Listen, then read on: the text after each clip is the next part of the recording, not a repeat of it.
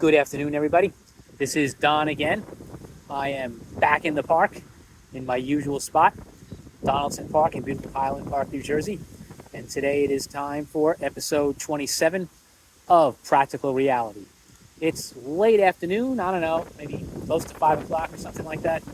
I don't like to necessarily pay a whole lot of attention to exactly what time it is when I'm here.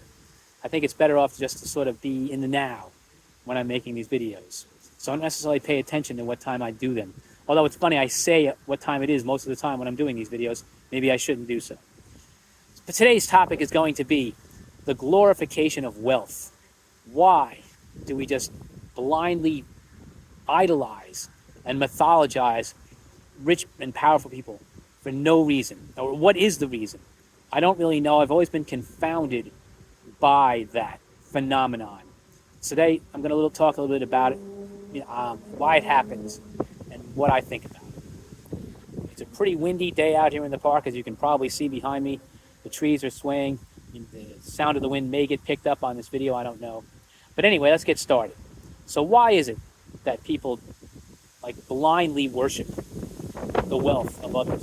Assume that everybody who's powerful and rich must be a genius. I have never ever been able to figure out why that happens. And I think there's probably several reasons. Number one is probably that there's this myth of the self-made billionaire. Wow, he started with nothing and he made it all the way to the top, and that's something I'd like to emulate. I'm not sure how much of that is true. I have the feeling that most people who are made it to be that level of wealth have had some sort of advantage, maybe wealthy parents, maybe, they got an infusion of capital to start. Who knows? I don't really know, but I just don't think that the self-made billionaire is a story that stands up to examination. And then there's sort of the narrative out there that says that the self-made billionaires are the drivers of the economy, that they create a lot of jobs. This is, of course, the favorite story given by, Republican Party for tax cuts, to cut taxes for the wealthy. And, of course, that trickles down, and everybody then is able to... Sorry, I had to pause the video for a second while the ice cream man passed by. So, cutting taxes for the rich creates jobs, and that the old trickle-down economics that Reagan espoused back in the 1980s, which has been proven completely false. We know what the rich and powerful do with the money when they get tax cuts. They usually buy more yachts, this kind of thing. They don't inject it back into the economy. They store it away, they invest it, and make themselves even richer. So that's a complete fallacy. And there's also this sort of perception out there that no one can do their job. No one could do what they did, which I also think is completely false. There are a lot of people out there who are very, very capable of doing great things. And if they had the right opportunity, I think they would contribute a lot to society. You hear CEOs talk all the time, giving their proclamations on RTO mandates. Everybody's going to come back to the office. And we all know what that's based on. It's just ego and control. There's all this crapola they like to give you about, collaboration. And Jamie Dimon recently said, nobody learns their job working in their basement. It's such BS. It's, people that you're hiring, if they're good, they've learned their skills and their job from prior experience and their education. And if they're qualified to do the job, they can do it anywhere. It doesn't have to be in an office. Just because you're paying a whole lot of money to rent out an office building doesn't make that building more valuable than your employees. I'm sorry to tell you this. And the idea that nobody can do his job also, I think, is a load of crap. Anybody who's capable, anybody who has a decent education and a good amount of common sense could do that job. And it very well might do it better than him or any other CEO. The sort of mythologizing of the role of the CEO and how they, do their job and all the daily routine, this kind of stuff. All of that stuff is, I'm not saying they don't have any, responsibilities. They have loads of responsibilities. They have loads of things that they do. But to be given this platform to, just speak their mind about any subject that they wish, and their word is supposed to be taken like gospel, to me is just like, it's such crap. Their opinions aren't worth any more than mine. Their opinions aren't worth any more than anybody else that I know. It's ridiculous. If you're educated and you have a good mind and you have some common sense, you can formulate a good opinion on any subject, and you could probably do the job of any CEO in this world. Don't ever fool yourself into thinking that they're better than you, or that they're, fantastic, fabulous people to be around, because most of the time that they're not. And of course, I did some research on this topic, of course, like I always do before I come down here. And, one of the things that CEOs are known for on a pretty, worldwide basis is exploitation. How did they get to be billionaires? How did they get to be rich? How did they get to be where they are now? Usually by exploiting people, usually by making it so that, their position is fortified by the fact that their grip on power is like iron tight. They're little dictators of their own. They have their own little fiefdoms. And I don't think that that's the way to do business at all. And in fact, I wonder, I know this is probably, blowing smoke into the wind, but what would happen if there was actually a CEO who actually put his people first? I've said this before, the valuation of people over money would bring about a level of prosperity in this world that we have never seen, that has never ever been realized or even dreamed about. And it just doesn't happen because the people who are in power and in charge don't want to lose their grip on their money and their power. That's all there is to it. So they're the oligarchy that run things. They don't care enough about you or any other individual to actually let their grip on power slip, to actually spread the wealth or the prosperity around to others. I read not a long time ago, there was some figure that was given. The figure would probably be higher today, but I remember there was some figure in the billions that was given, that if it was spread around the world, that we could end poverty for good. And that's a fantastic idea, but it's not going to happen because the people who actually hold the wealth and the power don't care enough about other individuals to make it happen. So that's why, in my opinion, they're not geniuses. They're not gods. They're not people to be mythologized. They are manipulators. Most of them are. And they may very well be good family men. Who knows?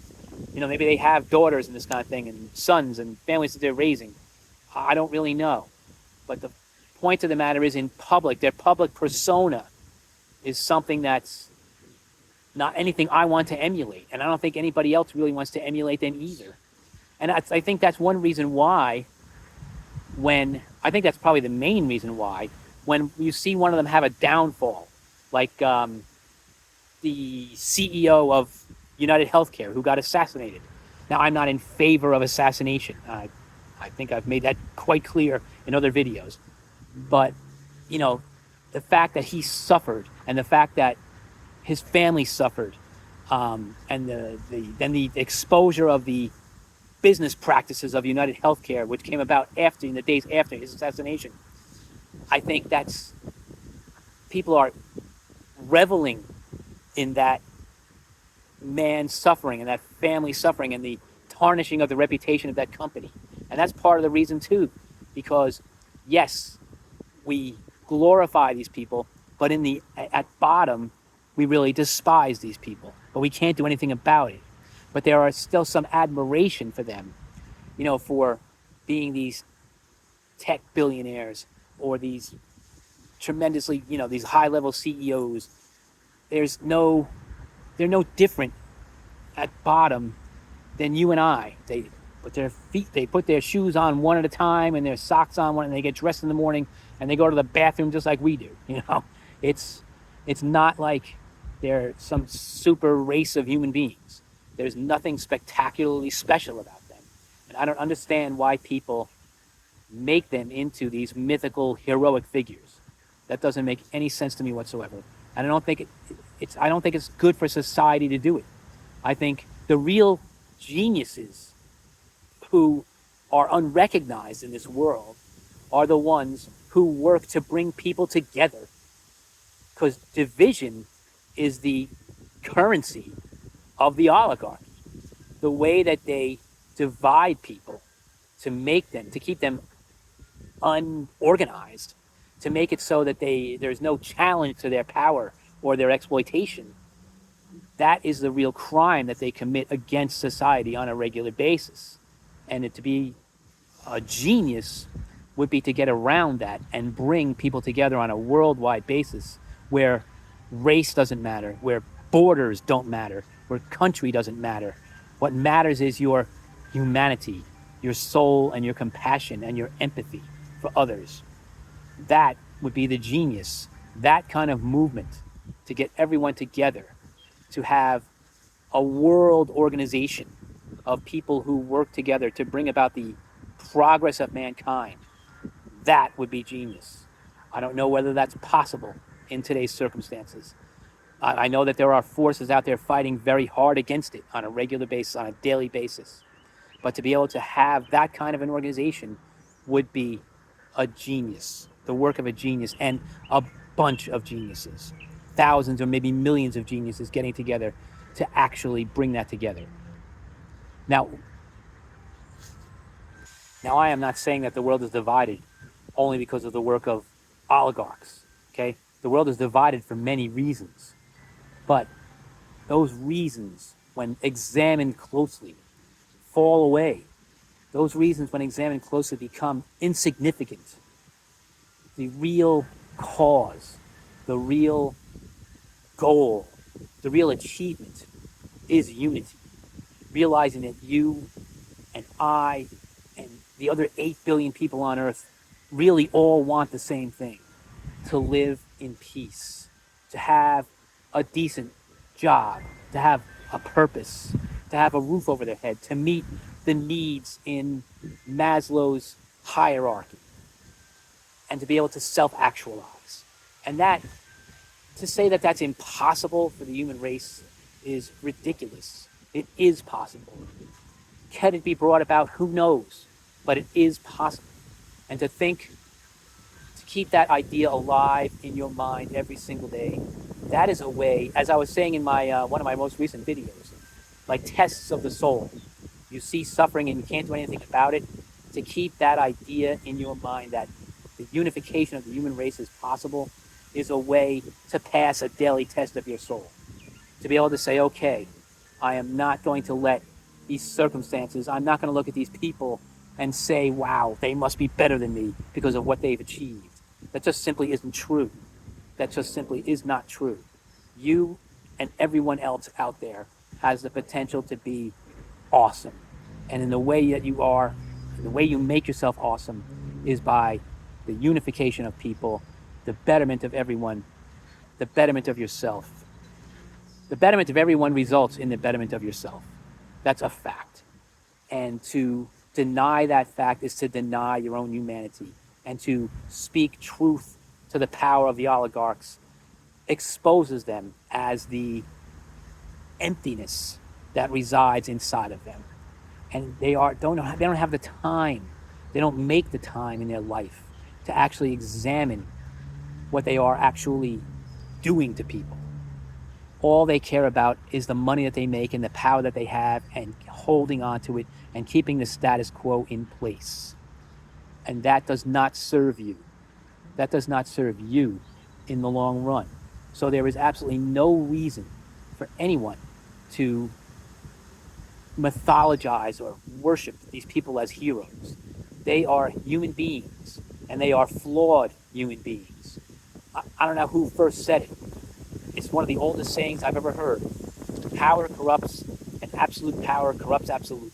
I'm not sure who said that, but it is the fact, and it's been proven over and over and over in our society, especially in recent times.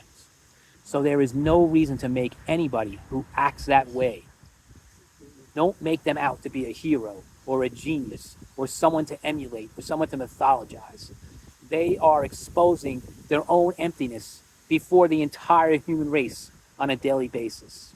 Their lack of humanity is the biggest problem that this society faces today. So don't look at them and be in awe of them. Okay? They are flawed human beings just like everybody else.